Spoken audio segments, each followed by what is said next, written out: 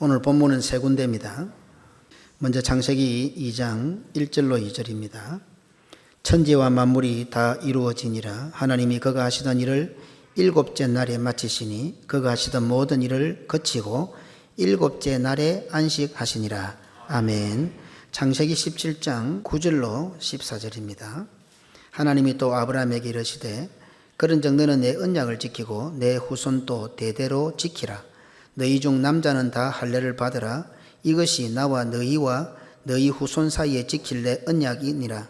너희는 포피를 베어라. 이것이 나와 너희 사이의 언약의 표징이니라.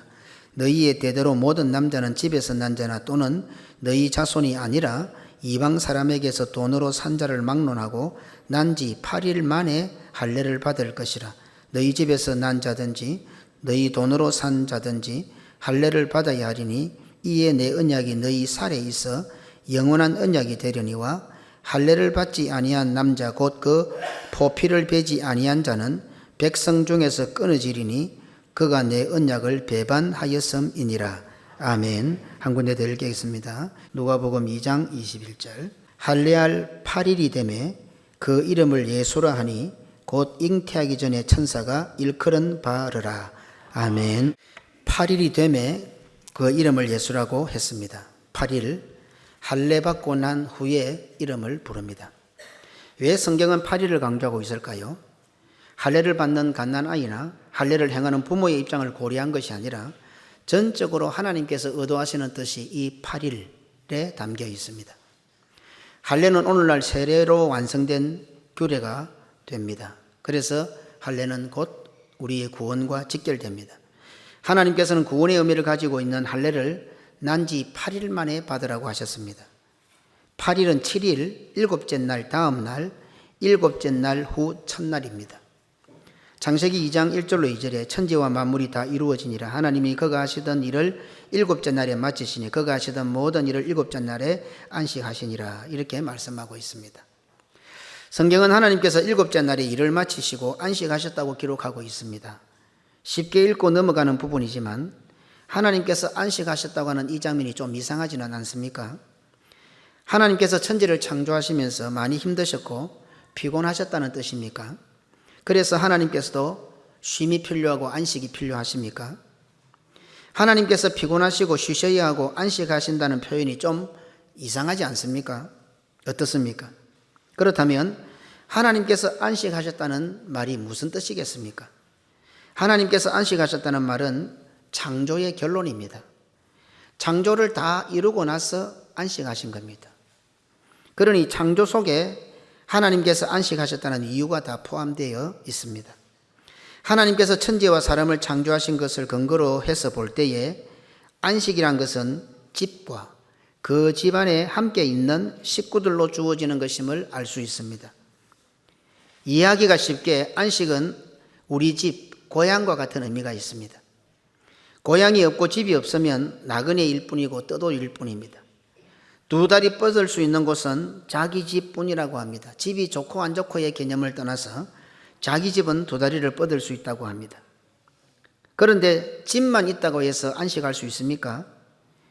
집으로만 안식이 가능하다면 집 많은 사람들은 안식을 많이 할 수 있을 것입니다.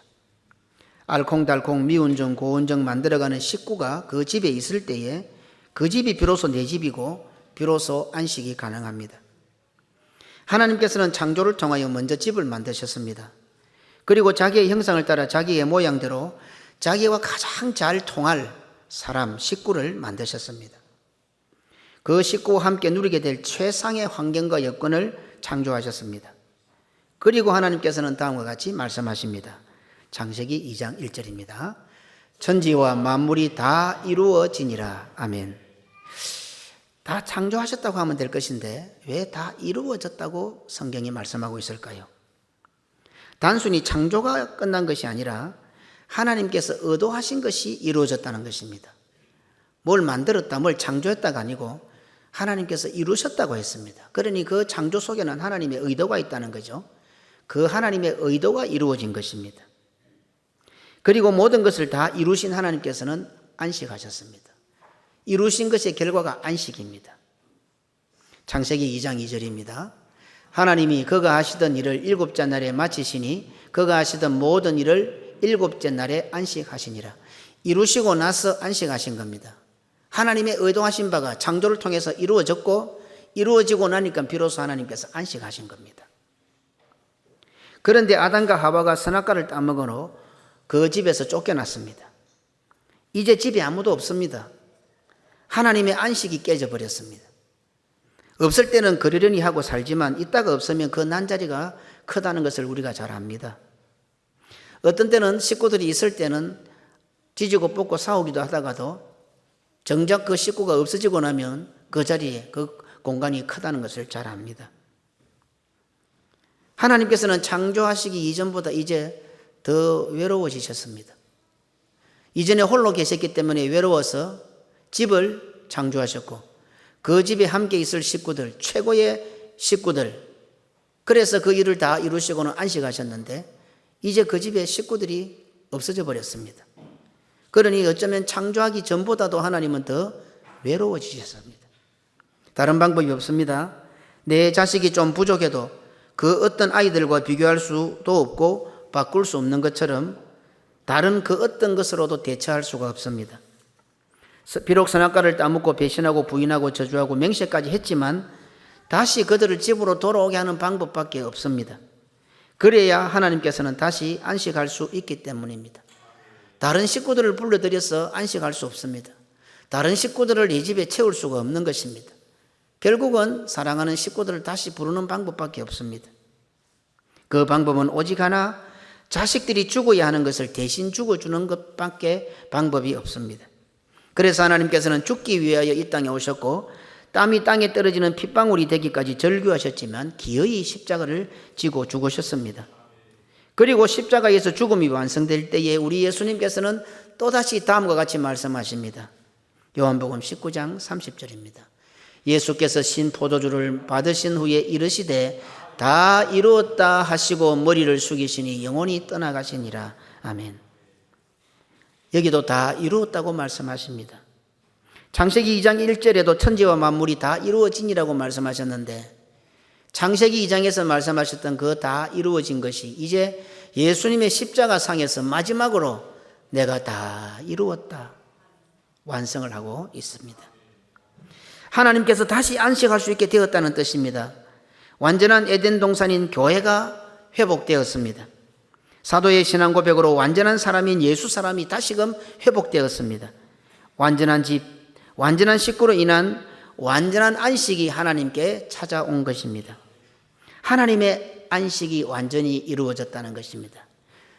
쉬운 말씀 같지만 아마 이런 접근은 오늘 처음 들어보실 겁니다. 그동안 우리가 구원받은 것에 대해서만 계속 이렇게 살펴보았는데 우리의 구원 이전에 하나님의 안식이 선행되고 있다는 것을 천지 창조를 하시면서 우리에게 좋은 것 주시고 이런 여러 가지에 대해서 살펴보았지만 천지 창조와 사람을 만드신 이후에 하나님께서 이루셨다, 다 이루셨다, 그리고 안식하셨다. 하나님께서 안식하신 것에 대한 접근은 아마 생소하실 것입니다. 하나님의 안식이 다 이루어지니 비로소 우리의 구원이 시작됩니다. 이렇게 볼 때에 하나님께서 안식하셨다는 말씀은 우리의 구원을 향하여 있습니다. 역대상 6장 31절입니다.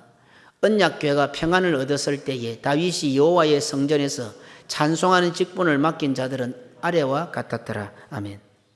하나님께서는 이때까지 평안하지 않았다는 뜻입니다. 언약궤가 평안을 얻었을 때에 하나님께서 평안을 얻었다 이 말이죠. 그럼 이때까지는 하나님께서 평안하지 않으셨다는 뜻입니다.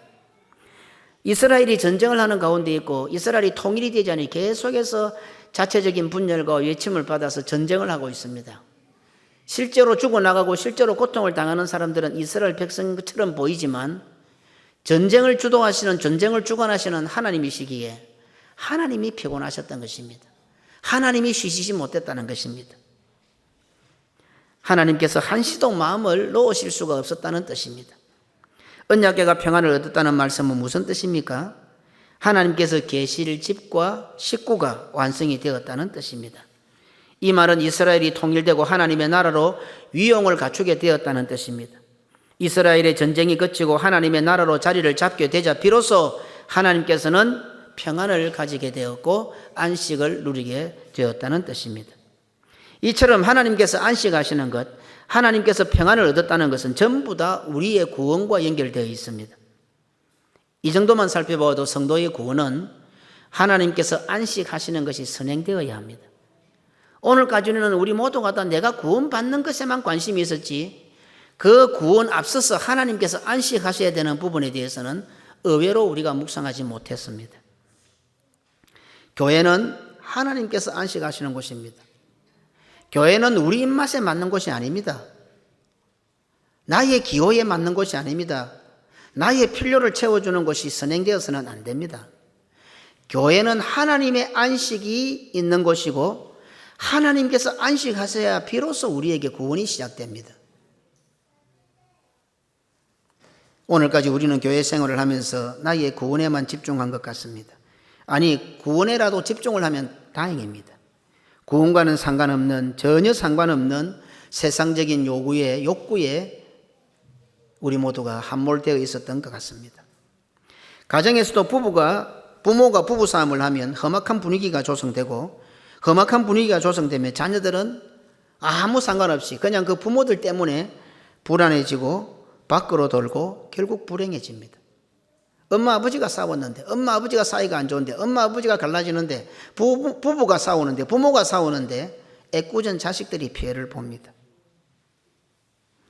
그런 것들을 다 알면서도 성도라는 우리는, 하나님의 자녀라고 자부한 우리는 우리의 부모 되신, 우리의 아버지 되신 하나님께서는 어떠하신지, 하나님께서 우리 교회에서 안식하고 있으신지, 하나님께서 지금 나를 보시면서 안식하는지, 이런 것에 대해서는 의외로 무관심했다는 사실입니다. 우리는 사월 들어 침묵 기도를 하고 있습니다. 자신의 생각이나 말이나 자신의 마음 모든 것을 정지시키고 하나님께서 나에게, 우리에게 무슨 말씀을 하시는가에 귀를 기울이자는 뜻입니다. 내 말을 좀 멈추고 하나님께서 무슨 말씀을 하실지 들어보자는 겁니다.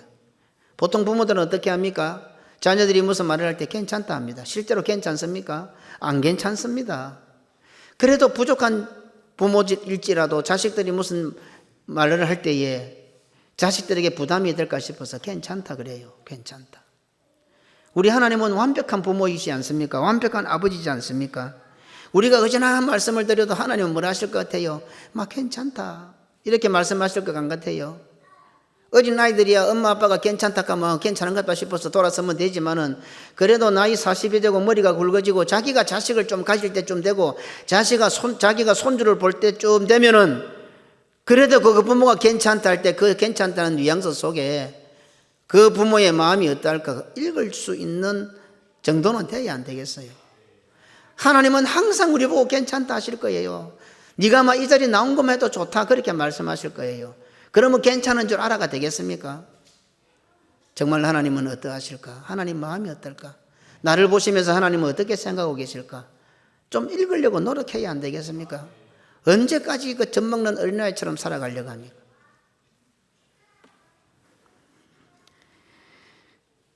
하나님께서 무슨 말씀을 하실지에는 관심이 없고, 뭘 그리 잘했다고, 우리가 뭘 그리 대단한 일을 했다고, 내가 주를 위해서 뭐 얼마나 했다고, 내 말, 내 주장이 내 입에 가득 넘쳐서 입을 못 다물고 있는 우리들은 아닙니까?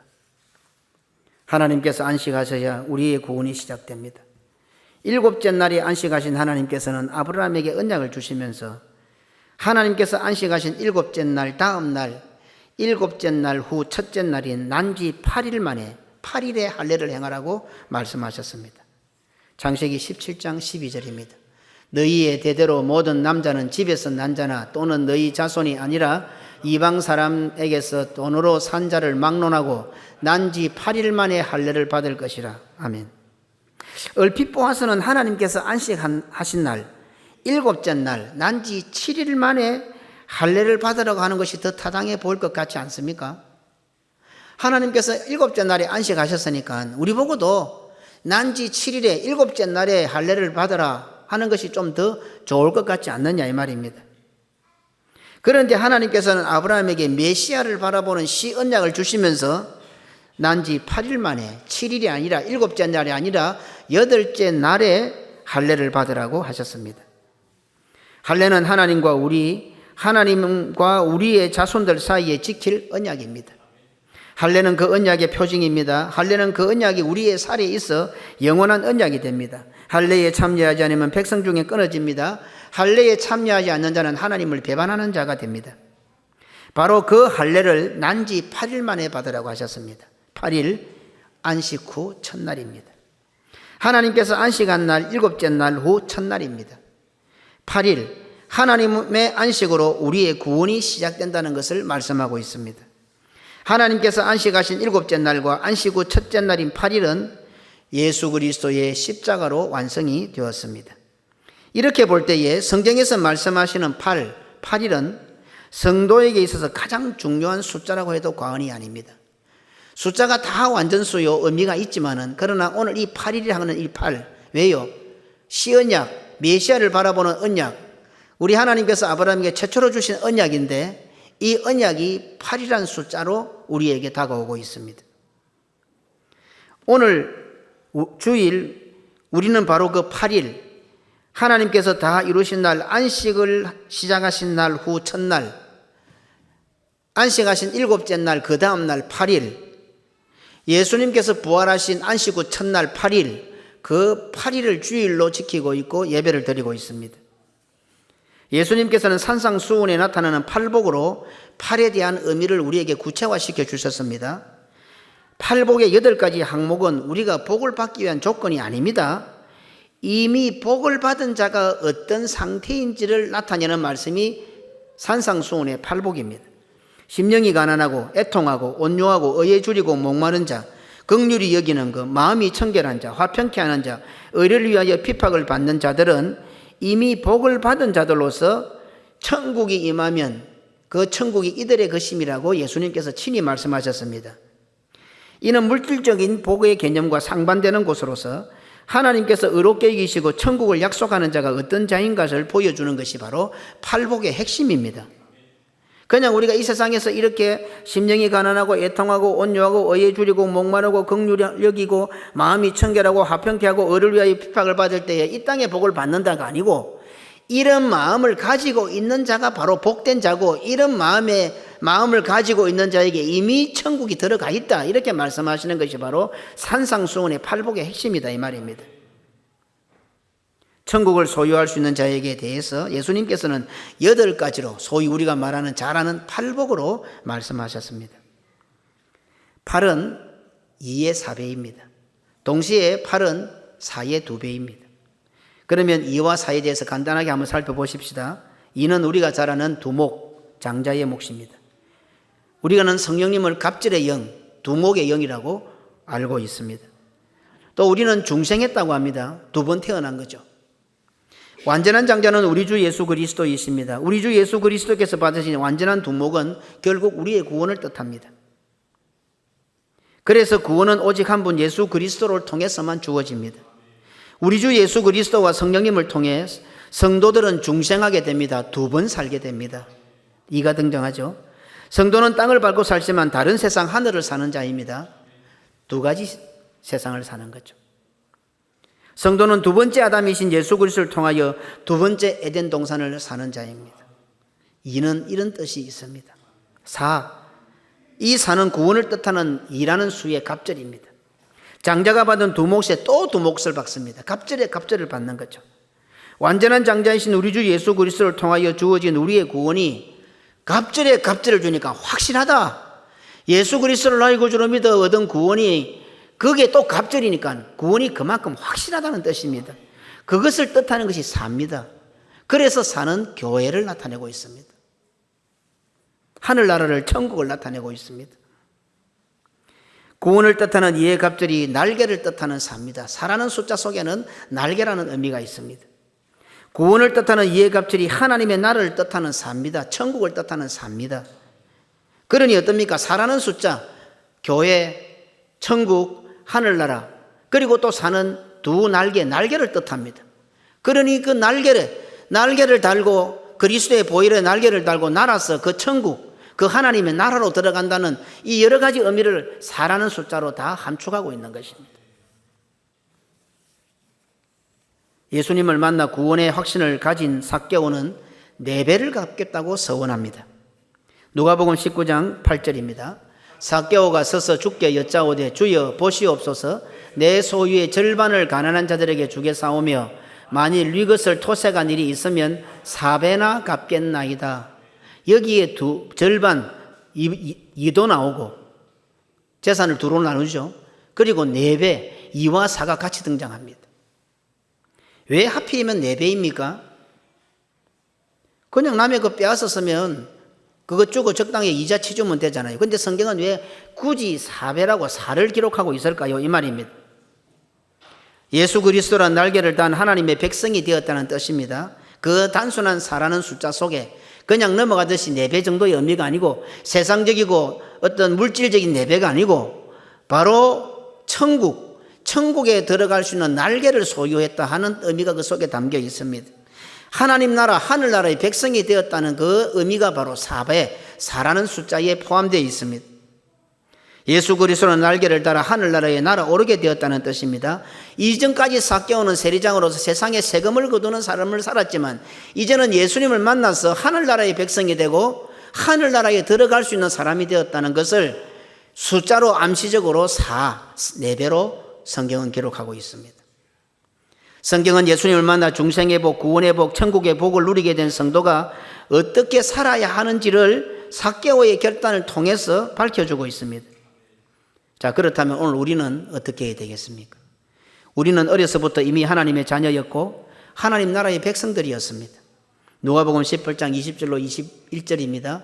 내가 계명을 안 하니 간음하지 말라, 살인하지 말라, 도둑질하지 말라, 거짓 증언하지 말라, 내 부모를 공경하라 하였느니라.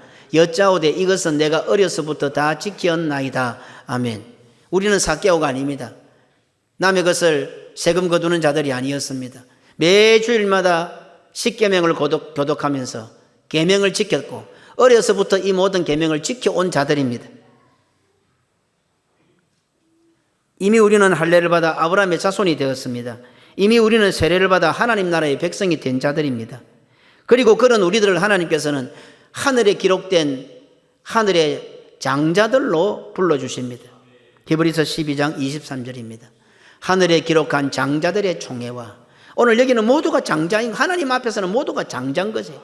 하늘에 기록한 장자들로 우리를 불러주셨습니다. 자, 그렇다면 오늘까지 세리로 살아왔던 그 삭개오가 4배를 하나님 앞에 바쳤다면 어려서부터 계명을 다 지켜왔고 세례받아 하나님의 자녀가 되었고 하늘에 장자로 기록된 우리들은 하나님 앞에 몇 배 내어야 하겠습니까? 세리라고 세리장이라고 이유 없이 죄인 취급했던 삭개오는 예수님을 만나 구원의 복을 받고 천국 백성이라는 의미로 4배를 냈습니다. 이렇게 볼 때 하나님의 계명과 말씀을 어려서부터 다 지켰다고 자비화하는 우리는 과연 몇 배를 내어야 할 것 같습니까? 아들로 장자로 불러주신 하나님께서는 우리에게 몇 배를 요구하실 것 같습니까? 민서야, 잘 들어라. 이제부터 엄마하고 이야기하지 말고. 누가복음 18장 22절로 23절 예수께서 이 말을 들으시고 이르시되 내게 아직도 한 가지 부족한 것이 있으니 내게 있는 것을 다 팔아 가난한 자들에게 나눠주라. 그리하면 하늘에서 내게 보화가 있으리라. 그리고 와서 나를 따르라 하시니 그 사람이 부자인 고로 이 말씀을 듣고 심히 근심하더라. 아멘. 하나님께서 장자인 우리에게는 내게 있는 것을 다 팔아서 가난한 자들을 나눠주라고 요구하십니다. 삭개오는 재산의 반을 팔아 가난한 자에게 주겠다고 했지만은 어려서부터 우리가 할례를 받고 세례를 받아 하나님의 자녀되고 우리의 이름이 천국의 장자로 기록되었다고 한다면 너희들은 다 팔아라 이렇게 말씀하고 있는 거예요. 4배도 부담스러운데 생각도 안 해봤는데 전부 다라고 하니까 말이나 되는 것 같습니까? 그렇다고 한다면 어쩌면 하늘에 기록된 장자가 아닐지도 모릅니다. 그렇게 못하는 것이 안타깝고 미안하고 송구하고 그래서 하나님 앞에 나올 때마다 죄송스러우면은 그나마 하늘에 기록된 장자일 가능성은 있지만 이런 설교가 부담스럽고 이런 설교를 들으면 거부감이 생기고 삭개오는 4배나 바쳤는데 하늘의 장자인 우리들에게 다 팔아라는 이 말씀이 말도 되지 않는 것 같다고 원망과 불평이 생기면 그 사람은 아직도 예수님 못 만났을 가능성이 있고 하늘에 기록된 장자가 아닐 가능성이 있습니다. 삭개오가 요 4배를 갚겠다고 해서 예수님께서 만나주신 것 아닙니다. 삭개오가 예수님을 만나고 나니 4배를 갚겠다고 한 겁니다.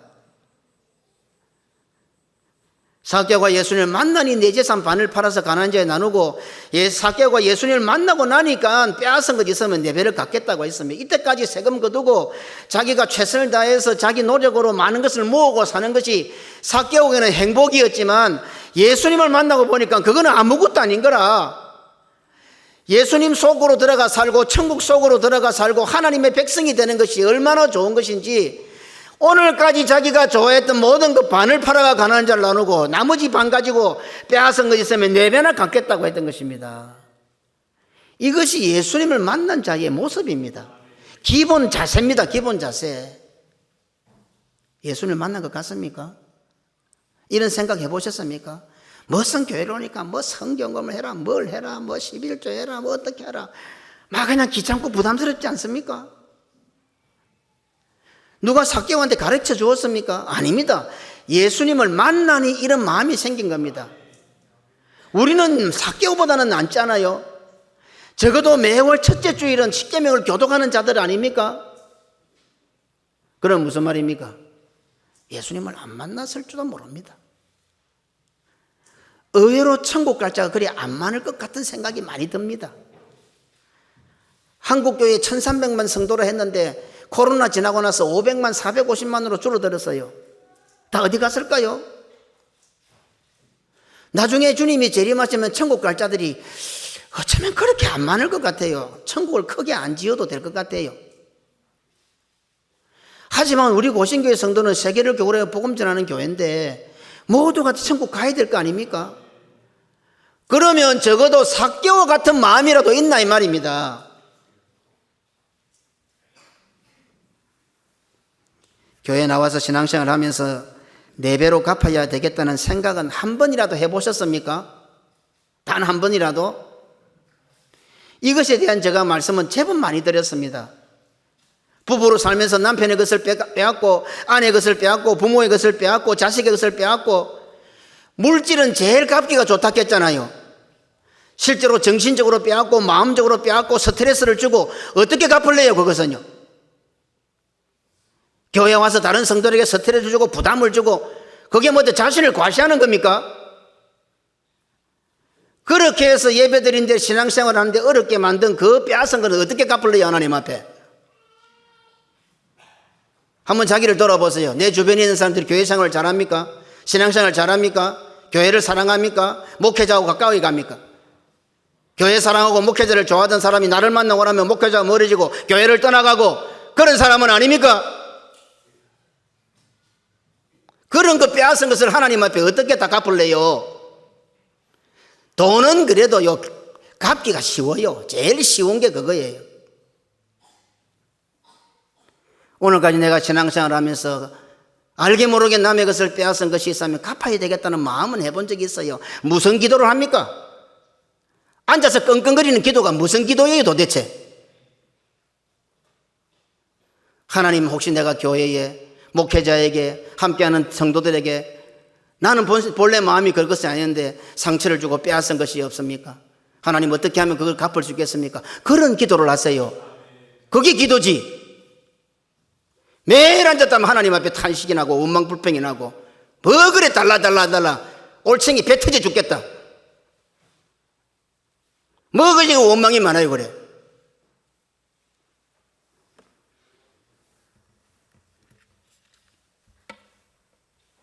남의 것을 빼앗아야 살 수 있는 우리들 아닙니까? 사회가 그래요. 사회가 남을 짓밟아야 되고 남 위에 올랐어야 우리가 먹고 사는 세상이 돼버렸잖아요. 그러니까 그 사회 문화가 교회 안으로 들어온 거예요. 교회 안에 와서도 그냥 내보다 약한 사람들 위해 굴려 말라 그래요. 교회는 절대로 그래서는 안 됩니다.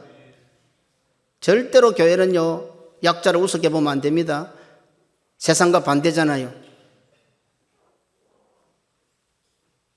함부로 큰 소리 치고 함부로 남에게 그러면 안 됩니다. 교회는 그런 곳이 아니에요.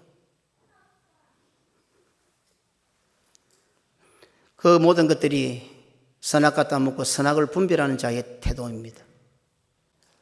오늘 아침에 목사님들과 제가 주일 아침 일찍 와서 묵상을 하면서 그랬어요. 문제가 뭐고 자기의 소견에 옳은 대로 행하니까 틀린 줄을 모릅니다.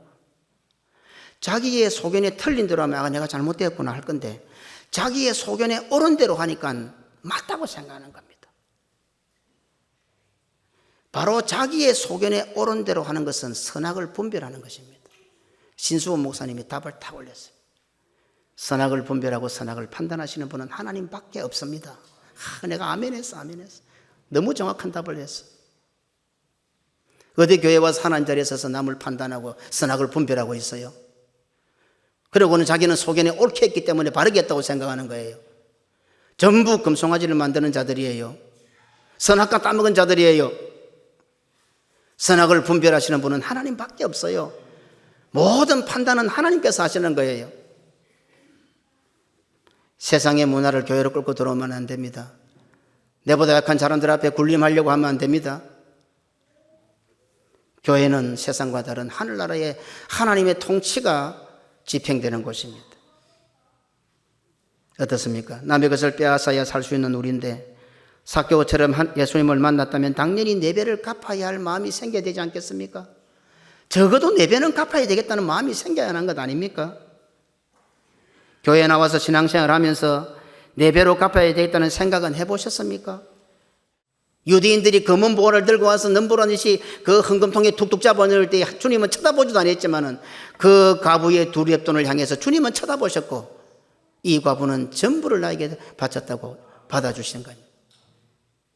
적어도 우리가 예수님을 만났다면 삭개오처럼 네 배는 해야 되겠다는 그것이 기본 아닙니까? 안 해보셨다면 어쩌면 아직도 예수님을 만나지 못한 사람일 가능성이 있습니다. 무섭습니다, 이게요. 오늘 말씀이 무서운 말씀입니다. 왜요? 예수님을 만나지 못한 사람은 천국과 아무 상관이 없습니다.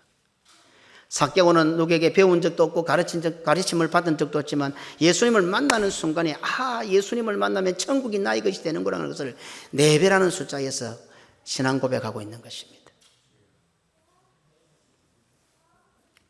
우리는 삭개오처럼 예수님을 만난 자들이 아닙니다.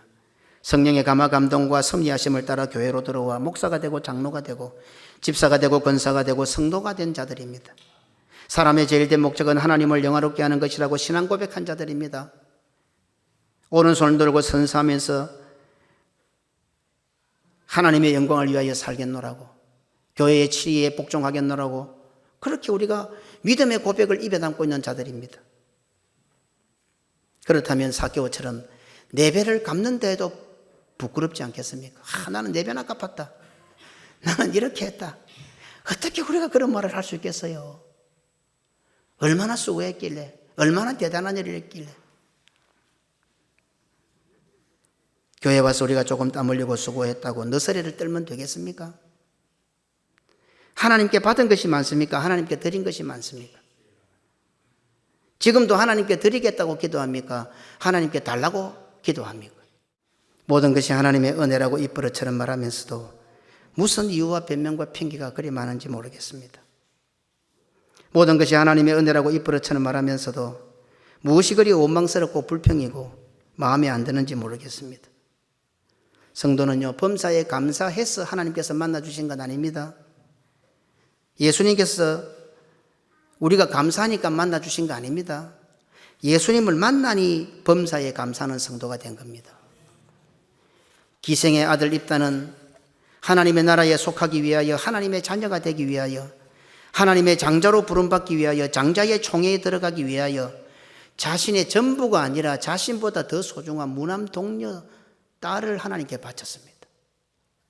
이것이 하나님을 만난 자들의, 이 하늘나라인 천국에 들어간 자들의 모습입니다. 오늘 나는 어떠한 것 같아요? 천국에 갈 것 같긴 합니까? 우리가 세리라고 손가락질하는 삭개오도 예수님을 만나자 소유의 절반을 가난한 자들에게 나누어 주겠다고 말합니다. 누구의 것을 빼앗은 일이 있으면 내 값절을 갚겠다고 했습니다. 그러자 예수님께서는 삭개오를 통하여 구원을 선포하십니다. 누가복음 19장 9절입니다. 예수께서 이르시되 오늘 구원이 이 집에 이르렀으니 이 사람도 아브라함의 자손이미로다. 창세전에 다 안 택했겠습니까? 우리 하나님께서는요, 이 삭개오 다 택하셨을 거예요. 그런데 예수님을 만나고 나서 재산의 반을 팔아서 가난한 자에 나눠주겠고 천국을 소유한 기쁨을 가지고 네 배를 갚겠다고 하니까 그때서 예수님은 구원을 선포를 하시는 거예요. 우리는 이런 행동들이 선행되었습니까? 없었잖아요. 그나마 우리가 위로가 되는 것은 우리에게 사명을 주셔서 세계를 교회라는 선교하는 사명을 주셔서 우리 교회가 기도하고 틈틈이 여러 가지 일들로 하나님 앞에 봉사하고 최선을 다합니다. 그러고 보면 그렇게 할 수 있는 것이 하나님의 특별한 배려입니다. 우리가 성경을 하고 바자일을 하고 특별한 금을 하고 하니까 대단한 일을 하는 것이 아니라 적어도 삭개오 정도 되도록 하나님께서 우리에게 배려하신 거예요. 그래서 우리 성도들은 아마 그리 삭개오처럼 하고 있을 거예요. 재산의 반을 팔아서 오늘까지 살면서 또 네 배를 하나님 앞에. 그래서 우리가 교회 성교헌금, 헌신헌금, 장학헌금, 절기헌금, 송구영신 예배 헌금 여러 가지 하는데 이걸 부담스럽다고 딱 생각해버리면 하나도 못하지만 하나님께서 적어도 나에게 삭개오 같은 믿음을 주시려고 이렇게 배려하시다 생각하면 전부 감사의 제목들이잖아요. 감사의 제목들. 삭개오가 고백한 네 배는 예수님을 만난 자가 취하는 당연한 행동입니다. 나는 예수님을 나의 구주로 믿고 있습니까? 그렇다면 나는 어떤 행동을 취하고 있습니까? 삭개오는 예수님을 만나 재산 반을 팔아 가난한 사람에게 나누어 주고 남의 것을 빼앗은 일이 있으면 네 배로 갚겠다고 했습니다. 오늘 사라는 숫자의 의미를 살펴보았습니다. 사는 곳 천국을 뜻합니다. 교회를 뜻합니다. 하나님의 나라를 뜻합니다. 예수님을 만나니 천국이 나에게 온 것입니다. 예수님을 만나니 하늘나라가 나에게 온 것입니다. 내가 하늘나라 백성이 된 것입니다. 이때까지 세금 거두는 세상의 사람이었지만 예수님을 만나니 천국 백성이 되고 하나님의 하늘나라의 백성이 되었다는 겁니다. 그래서 성경은 네 배로 함축적인 의미를 갖고 있는 거죠.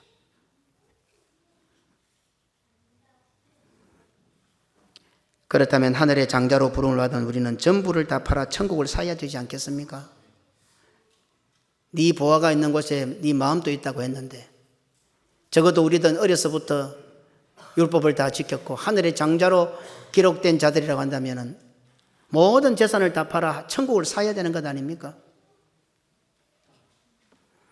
그리고 남의 것을 빼앗은 일이 있으면 적어도 우리는 8배는 갚아야 됩니다. 삭개오는 4배였지만요, 우리는 8배를 갚아야 될 자랍니다. 왜요? 난지 8일 만에 할례를 행하라. 우리는 할례 받은 자들이요 세례 받은 자들 아닙니까? 그러면 적어도 삭개오 사건을 등장시킬 때에 우리는 어떤 각오를 해야 됩니까? 내가 남에게 손해를 피고 남에게 피해를 준 거 있으면 8배를 갚아야 되겠구나. 이 정도 각오가 나와야 된다 이 말입니다. 팔복, 천국의 복을 받은 우리들입니다. 그렇다면 적어도 우리는 8배를 갚아야 할 것 같지 않습니까? 말이 팔복이지요. 천국의 복이잖아요. 천국을 받았어요. 그렇다면 우리가 8배로 갚는다는 것은 은혜를 보답한다 말할 수 있겠어요? 8배가 아니라 80배, 800배, 8000배를 갚아도 어떻게 우리가 받은 천국하고 비교가 되겠습니까? 우리가 예수님마다 천국을 받았잖아요. 그러면 그 천국 받은 자의 자세는 어떻습니까? 적어도 삭개오처럼 4배로 갚는다 했는데 우리는 어때요? 예수님 하나님께서 안식고 한 7째 날 그 다음 날 할례받은 언약의 백성들이 되었다면 이제는 8배를 갚아야죠. 아니 80배, 800배, 8000배를 갚아도 다 못하는 거죠. 이게 지금 성경에서 말씀하고 있는 거라고요.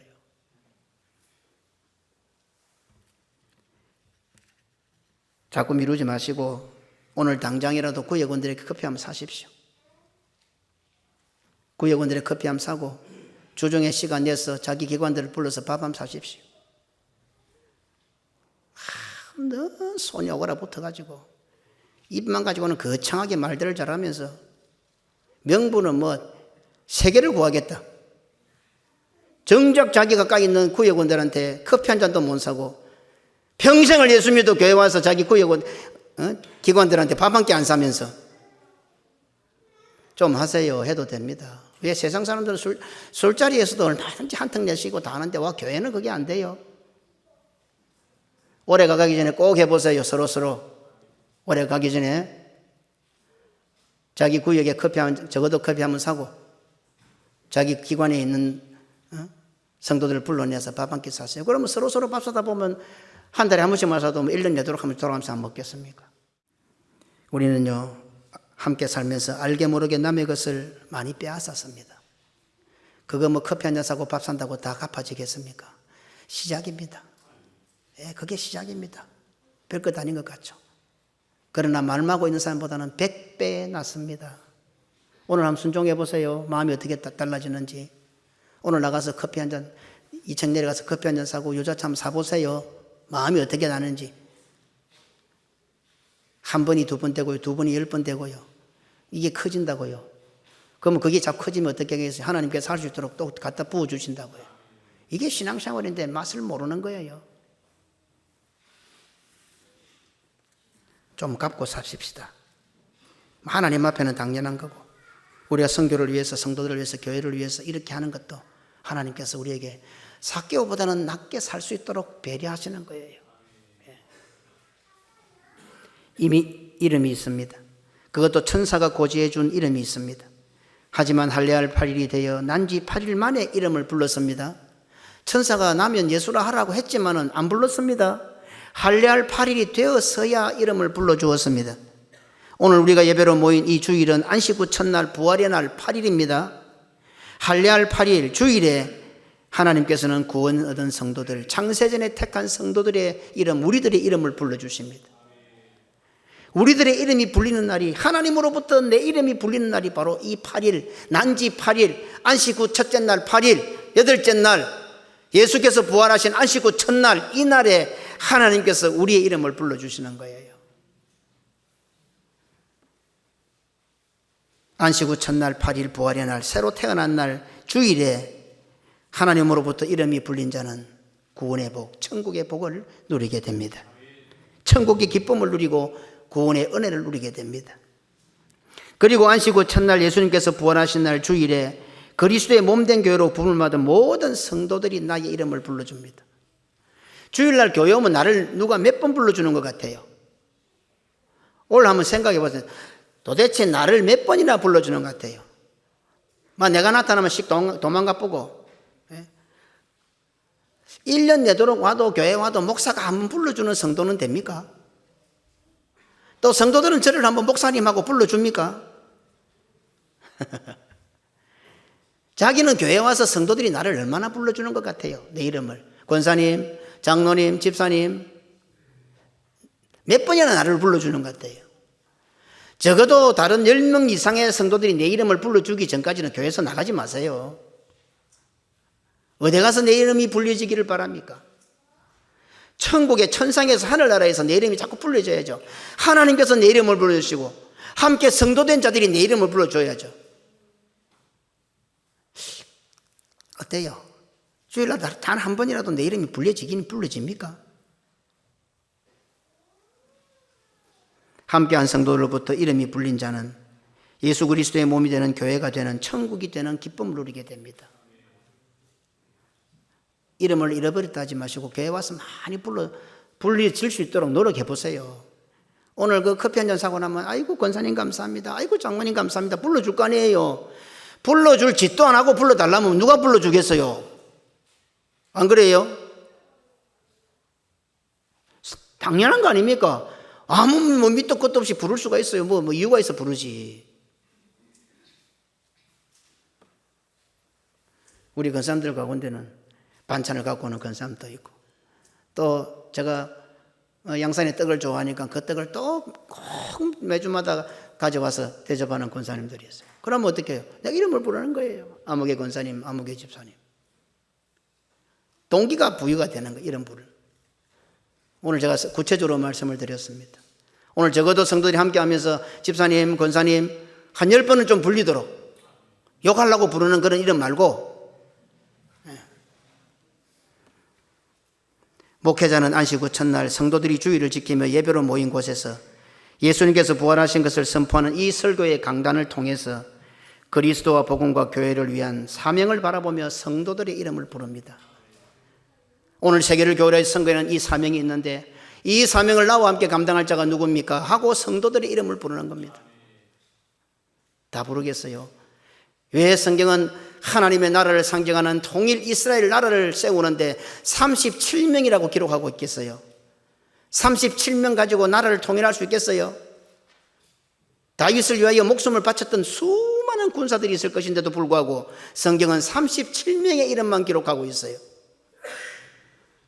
오늘 세계를 교회로 복음전하는 이 사명을 위해서 목회자가 성도들의 이름을 부른다면 한두 명만 불러가 되겠어요? 그래서 지난주에 제가 신문에 기고하면서 우리 교회 성도들은 적어도 370명 용사들은 된다, 제가 그렇게 말을 했어요. 사명이 크기 때문에 많은 군사들이 필요할 거 아니에요. 그러면 이런 사명에 하나님 주신 사명을 위해서 목사가 이름을 부르고 싶고 아무개 뭘 좀 시키고 싶은데 눈도 안 맞추고 도망다니고 숨어있는데 어떻게 그 사람 이름을 부르겠어요? 나를 써주세요, 내가 가겠습니다 하고 눈앞에서 막 알짱거리고 막 해야 아이고 집사님이 하세요, 권사님이 하세요 갈 건데,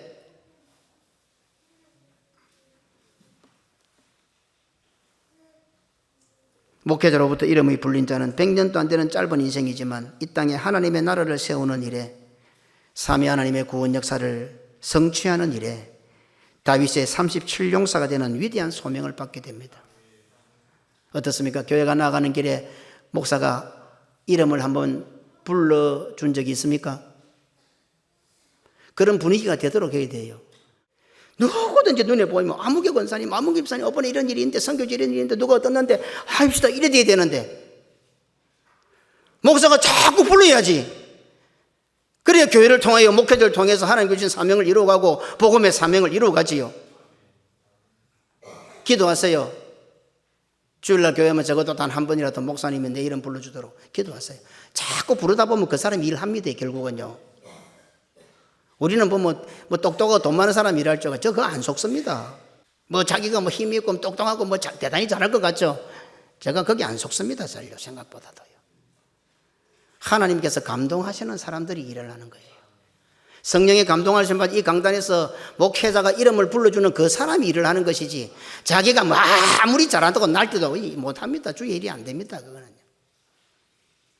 하나님께서 통치하는 방법인데 왜 하나님의 통치 방법을 따라 안 해요? 세상하고 달라요. 이 땅에 사는 날 동안 우리가 얼마나 더 살지는 모르겠지만 할례할 8일, 천국을 누리는 8일, 이 주일을 천국 갈 때까지 온전히 지키는 성도들이 되시기를 주님 이름으로 축원합니다. 그리고 이 주일에 와서 하나님으로부터 이름이 불려지고 옆에 있는 성도들로부터 모두가 다 와서 장로님, 집사님, 권사님, 아무개 서로 이름을 불러주는 그런 하늘의 기쁨과 감격을 누리는 성도들이 되시기를 주님 이름으로 축원합니다. 그리고 언제 우리가 어떻게 될지 모르는데, 내일을 모르는 우리들인데 오늘도 말씀의 강단을 통해서 목회자가 주의 일들을, 구원의 사명들을 이루어갈 때에 이 일을 내가 누구를 보낼고 이 일을 누구에게 시키고 싶을 때에 항상 눈에 띄어서, 그러면 그 사람이 눈에 띄고 그 사람에게 일을 시키다 보면은 목회자가 어떻게 하겠어요? 하나님, 저 집사에게는 반드시 하나님께서 복을 주셔야 됩니다. 저 집사가 꼭 일할 수 있도록 해주셔야 됩니다. 믿음도 주시옵소서, 물질도 주시옵소서. 기도 안 하겠어요? 목사가 1년 내도록 가도 이러면 안 물리는데 무슨 기도가 가겠어요? 하나님의 일과 상관없는데 말로고 축복하라고 기도하겠어요? 그 복 받아놓으면 교만해질 건데. 적어도 성도들은요, 주일마다 이 강단을 통해서 하나님께서 목회자를 통해서 교회를 통해서 하나님의 구원 역사를 하려고 할 그때에 목회자로부터 이름이 불려지는 성도가 되어야 되는 거예요. 그래야 살아가는 삶의 가치가 있고요, 재미가 나는 거예요. 이런 성도들이 되시기를, 모든 성도들이 이렇게 되시기를 주님의 이름으로 축원합니다.